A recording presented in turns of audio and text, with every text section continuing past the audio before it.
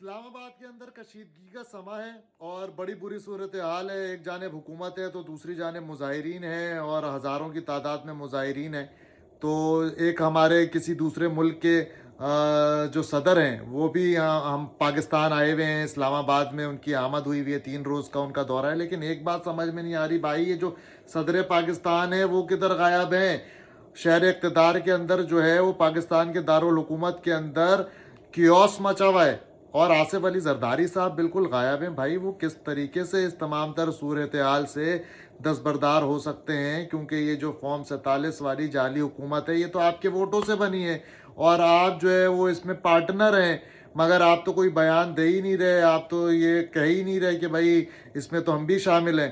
تو Peoples party کو بھی چاہیے کہ وہ سامنے آئیں اور بتائیں کہ وہ وکٹ کے کس طرف کھڑے ہوئے ہیں. اور یہ تمام تر جو صورتحال ہو رہی ہے, جو